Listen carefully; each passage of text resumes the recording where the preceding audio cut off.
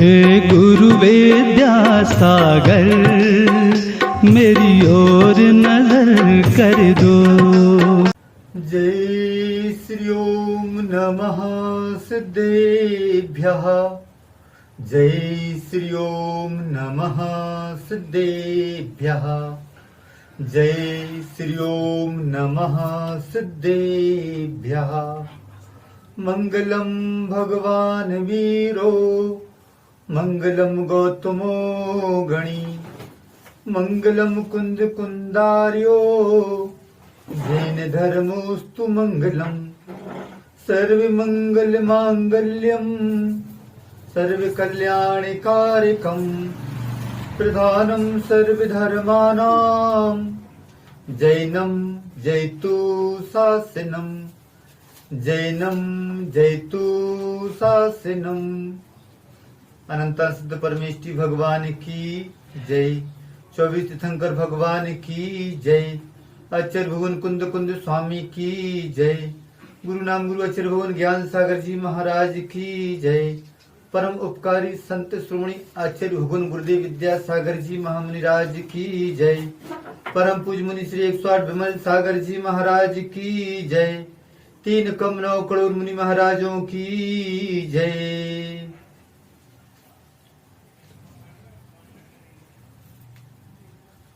ज्ञानी का अर्थ, ज्ञानी का अर्थ खुद की मूर्खता का है जिसे ज्ञान। ज्ञानी का अर्थ खुद की मूर्खता का है जिसे ज्ञान।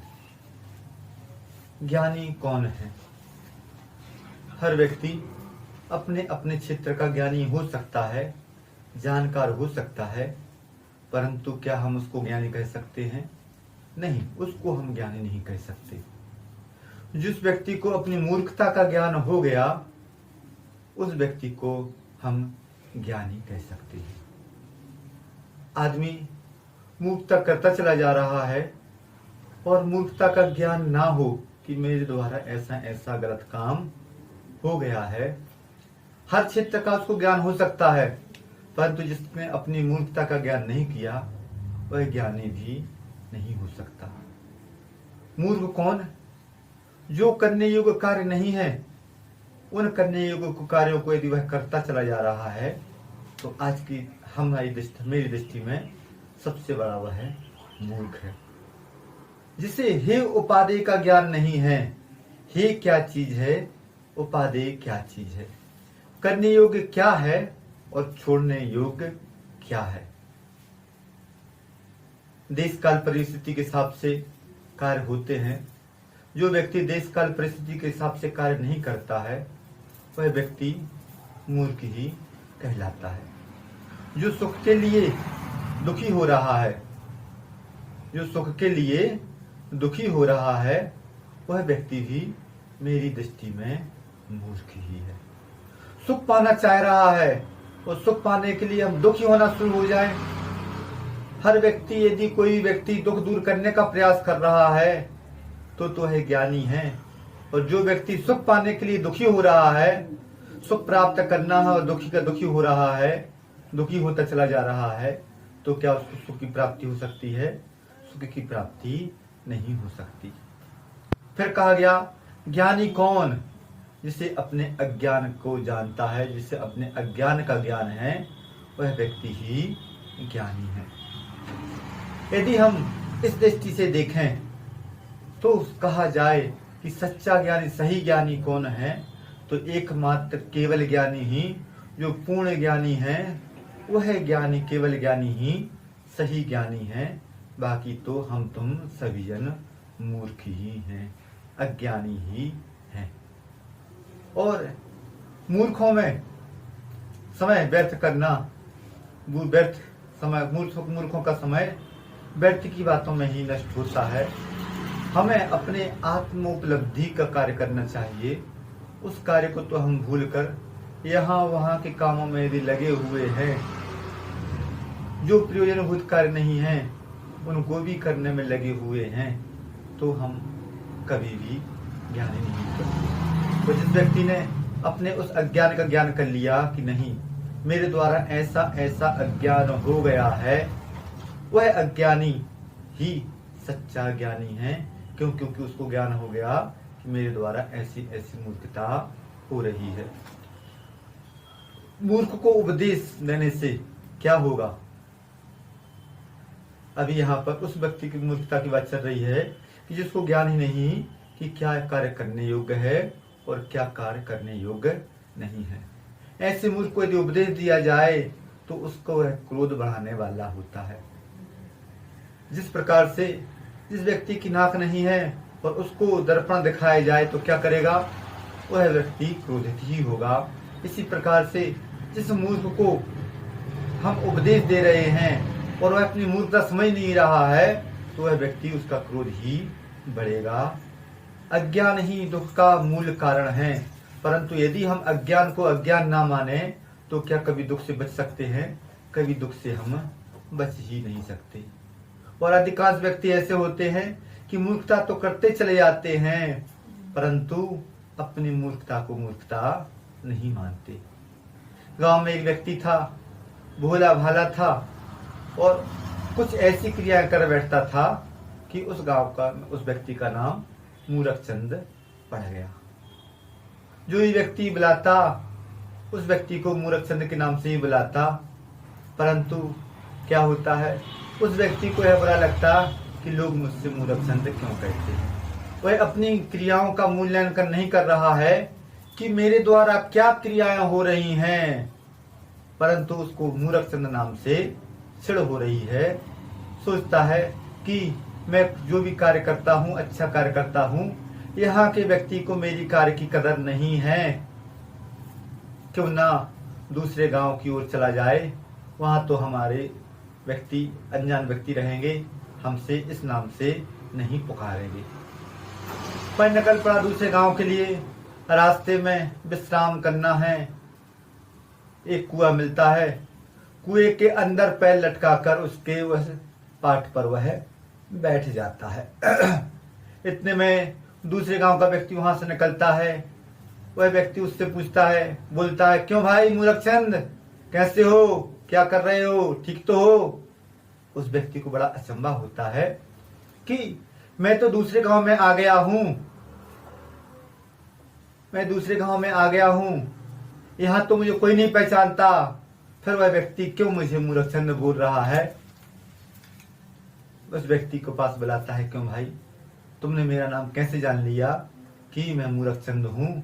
वह बोलता है कि नाम से कुछ नहीं होता है, तुम्हारे काम ही तुम्हारी गवाही दे रहे हैं कि तुम मूरखचंद हो। ऐसा व्यक्ति, अज्ञानी व्यक्ति जहां पर भी जाएगा निरंतर क्लेश को ही उठाएगा, क्लेश ही सहन करना पड़ेगा।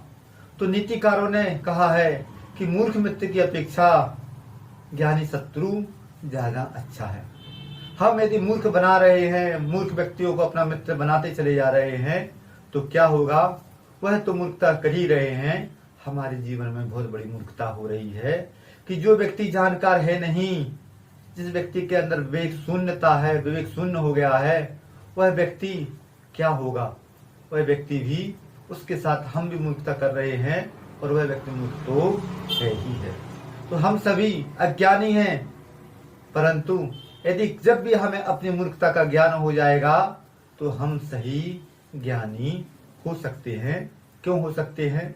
क्यों हम अपनी मूर्खता का दूर करने का प्रयास करना शुरू कर देंगे।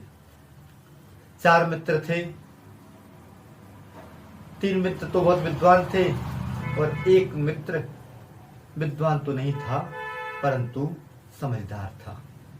उन 3 मित्रों ने, जो विद्वान मित्र थे, जाकर गुरुकुल में गुरु महाराज के द्वारा जो शिक्षा ग्रहण करनी थी, शिक्षा ग्रहण की। और चारों मित्र जंगल से जा रहे हैं। एक जगह हड्डियों का ढेर लगा मिलता है। एक मित्र बोलता है कि क्यों ना जो विद्या सीखी है उस विद्या का प्रयोग करके देखें कि जो विद्या सीखी सही सीखी कि गलत सीखी। पहला मित्र उन हड्डियों का ढेर लगा हुआ है, उस हड्डी के ढेर को व्यवस्थित कर देता है अपनी विद्या के माध्यम से। जो जानवर का आकार आना था वह हड्डियों के माध्यम से, उस विद्या के माध्यम से उस जानवर का आकार आ जाता है। दूसरा मित्र बोलता है कि मैं भी अपनी विद्या सिद्ध करूंगा, और अपनी विद्या के माध्यम से उस जानवर में मांस, चर्म आदि विष्टित कर देता है। अब देखने में आ गया कि यह जानवर तो शेर है।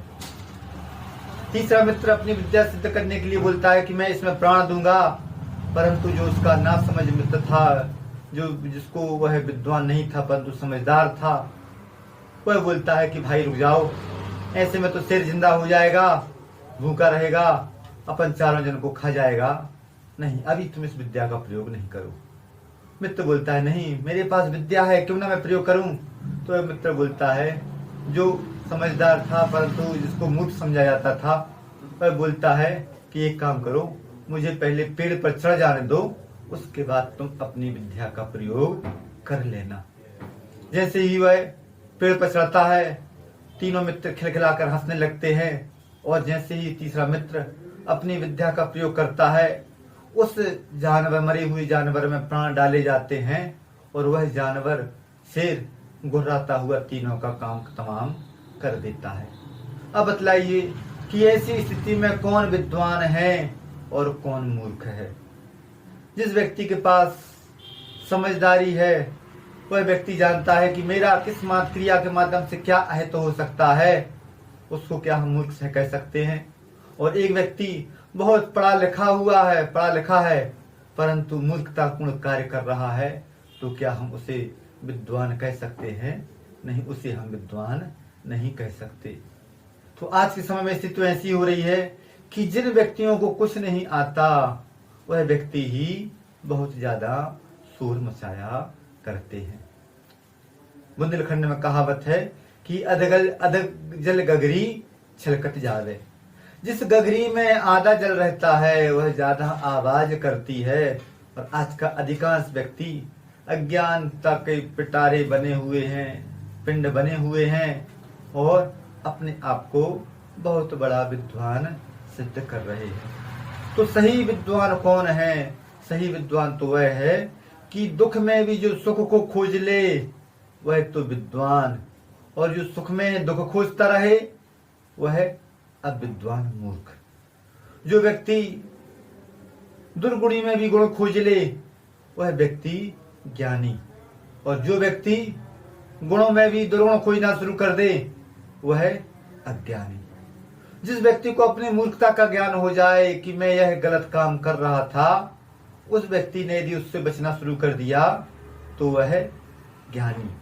और एक व्यक्ति जिसको यह मालूम नहीं कि मैं क्या कर रहा हूं, वह व्यक्ति महा अज्ञानी।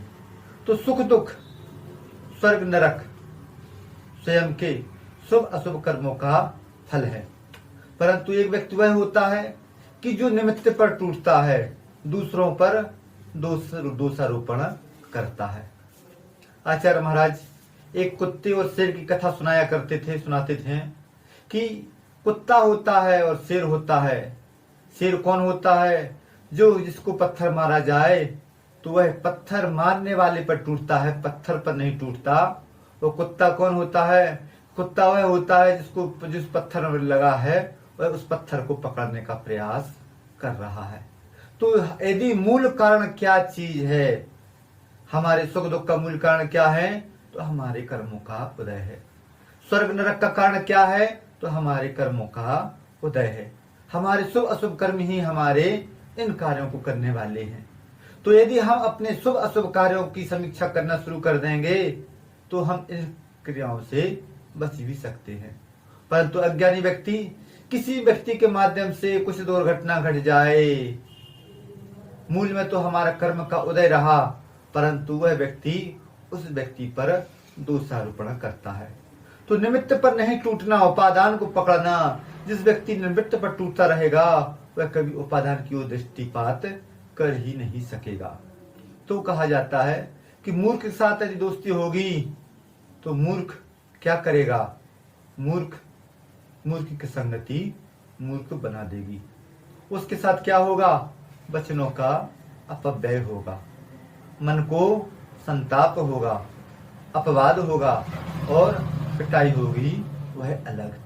तो यदि हमें अपनी उस मूर्खता से बचना है, स्वयं को भी मूर्ख सिद्ध नहीं करना है, अपनी मूर्खता को जिस व्यक्ति ने पकड़ लिया वह व्यक्ति सही मायनों में सिद्ध हो जाता है। तो जो व्यक्ति ज्ञानी की संगति करता है, ज्ञान प्राप्त करने का प्रयास करता है, अपनी मूर्खता को छोड़ने का प्रयास करता है, उस व्यक्ति के अंदर भी कुछ गुण हुआ करते हैं। तो उसके क्या गुण होते हैं? जो शांत स्वभाव वाला हो। मूर्ख भी व्यक्ति होगा, कभी भी शांत स्वभाव वाला नहीं होगा। जो स्थिर चित्त वाला हो, वह व्यक्ति अपनी उस अज्ञानता को दूर करने का प्रयास करेगा, क्यों? स्थिर चित्त वाला है। जो व्यक्ति समभाव रखने वाला हो, वह व्यक्ति भी ज्ञानी की श्रेणी में आएगा। और जो निर्भय व्यक्ति वाला हो, वह व्यक्ति भी ज्ञानी की दृष्टि में आएगा। और जो सबसे मुख्य कारण, सबसे मुख्य बात, जिस व्यक्ति के अंदर दया का भाव होगा, वह व्यक्ति भी ज्ञानी की श्रेणी में आएगा। परंतु हो यह रहा है कि हम ज्ञान प्राप्त कर लेते हैं और ज्ञान के माध्यम से हम अपने आप को ज्ञानी सिद्ध करना शुरू कर देते हैं। ज्ञान का जिसके जीवन में प्रयोग है वह व्यक्ति तो ज्ञानी है, परंतु जिस व्यक्ति के जीवन में ज्ञान तो है और उस ज्ञान का प्रयोग नहीं है, वह व्यक्ति ज्ञानी नहीं है। अल्बर्ट आइंस्टीन के बारे में एक कथा पढ़ने में आई थी कि उन्होंने बिल्ली पाली और बिल्ली पालने के बाद उस बिल्ली का एक घर बनाया। बिल्ली थी, बिल्ली का बच्चा था। जब उस कारीगर को बुलाया गया कि इसके निकलने के घर में से निकलने के लिए 2 दरवाजे बना दो। छोटा दरवाजा छोटी बिल्ली को निकलने के लिए, बड़ा दरवाजा बड़ी बिल्ली के निकलने के लिए। तो वह व्यक्ति बोलता है कि क्या बड़े दरवाजे में से छोटी बिल्ली नहीं निकल सकती? निकल सकती है, तो एक ही दरवाजा काफी रहेगा। तो अल्बर्ट आइंस्टीन जो जवाब देते हैं कि क्या छोटे दरवाजे से बड़ी बिल्ली निकल सकती है? वह व्यक्ति बोलता है कि नहीं निकल सकती। तो वह व्यक्ति बोलता है कि इसी प्रकार से बड़े दरवाजे से भी छोटी बिल्ली नहीं निकल सकती। अब सोच लीजिए क्या बोलेंगे इसे। अपने क्षेत्र का तो वह व्यक्ति धुरंधर है, परंतु उस व्यक्ति को इतना व्यवहारिक ज्ञान नहीं है कि बड़े दरवाजे में से भी छोटी बिल्ली निकल सकती है।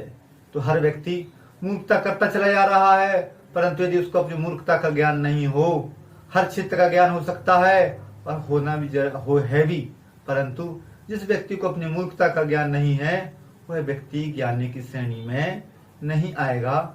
हम जिन लोगों ने को कुछ नहीं आता, वह व्यक्ति ही इस प्रकार के कार्य करते हैं कि अपनी मूर्खता की ओर दृष्टिपात नहीं करते हैं।